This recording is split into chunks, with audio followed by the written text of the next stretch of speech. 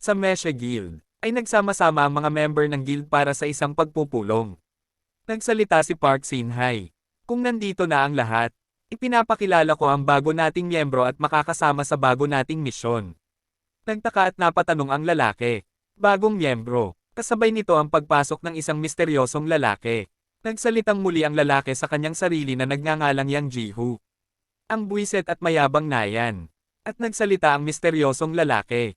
Ikinagagalak ko kayong makita. Ako si Suzuki Aiki. Karamihan sa inyo ay kilala ko na. So pwede ko nang laktawan ang pagpapakilala, tama ba? Tumugon naman ang Guildmaster. Nice to meet you, ako si Lee Se-jun, pagpapakilala nito. Ano naman ang magiging misyon ko sa hinaharap? Tanong ni Suzuki. Biglang hinampes niyang ang lamesa. Habang galit na nagwiwi ka nang. Ang bastos nato, subukan mong magsalita ulit ng ganyan kay Master. At nag-amba ng kanyang kamay kay Suzuki. Si Suzuki ay tahimik lamang na nakatingin kay Yang. Habang ang dalawa ay nagmamasid lang.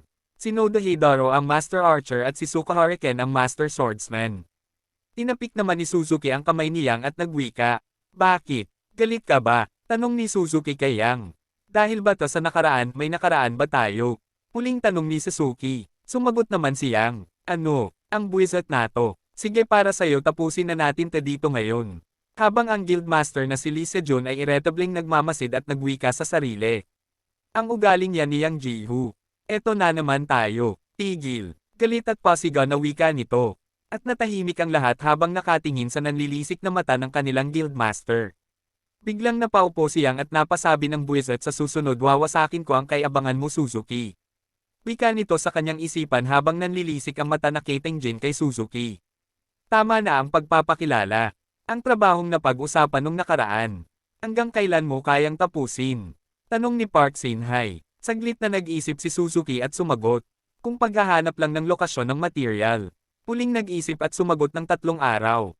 Sumagot naman ang Guildmaster. 3 araw. Hindi na masama. Lumipat ang eksena sa dungeon kung saan ay sinusuri ni Kim Woo-jin ang bakas ng mga halimaw. Mukhang tama ang impormasyon na nakuha ko sa dungeon nato. Nakakatuwang isipin ang mga bagay na yun. Ang mga uri ng imbestigasyon at estilo ng pakikipaglaban ay itinuro niya. Wika nito sa sarili. Naalala ni Kim Woo-jin ang nakaraan.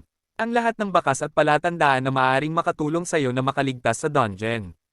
Wika ng lalaki. Ang mga impormasyon ay mahalaga. Pero para sa pagtaas ng tsansa ng kaligtasan, di ba mas mabuti ang maging mas malakas? Tanong ni Kim Woo-jin sa kausap. Sumagot naman ito ng, kahit gaano ka pa kalakas meron ka pa ring kahinaan. Tugon nito, si Suzuki Aiki. Inakala ko na ang mga turo nito ay para sa akin. Sa halip ang mga iyon ay para sa Mesha. Hindi lang siya pumapatay para sa Mesha. Naging isa din siyang tapat at masunurang aso para sa kanila. Pero kahit paano ang mga turo niya ay hindi naging talam na isasaksak sa kanyang likuran. Wika ni Kim Woo-jin sa sarili.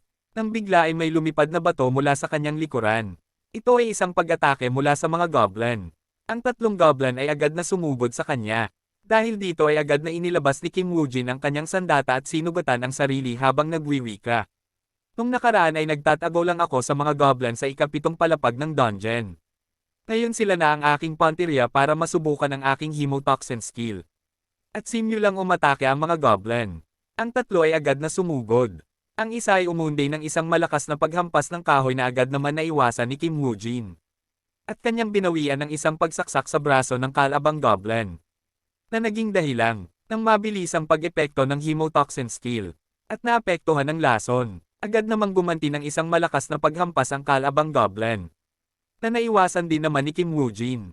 Habang nagwiwi ka nang, nalason na siya pero nagawa pa rin niyang gumanti. Tingin ko hindi to masyadong epektibo. At mula sa itaas ay biglang sumugod ang isa pa at umundi din ng isang malakas na hampas na agad ding naiwasan ni Kim Woo-jin. Nang makakuha ng sapat na distansya ay binato niya ito ng kanyang sandata na agad nitong ikinamatay. Ang mga estilo pag-atake at galaw ng goblin ay madaling basahin. At dahil sa maliit na buhay nito ay hindi ito mahirap harapin. Pero pag pinatagal ko pa ito mas dadami pa sila. Wika ni Kim Woo-jin. Mula sa kanyang inventory ay inilabas niya ang isang letigo. At iwi na siwa sa paligid. Dito ay na-activate ang skill effect ng Goblin Lord Sweep at nagbigay ng takot sa mga goblin. Buti na lang at naihanda ko ang bagay na to kaagad.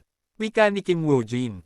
At dito nagtatapos ang ating kwento. Please like and subscribe. Mag-abang lamang para sa mga susunod pang kabanata. Maaari din kayong mag-iwan ng mensahe at suggestion. Muli ay maraming salamat.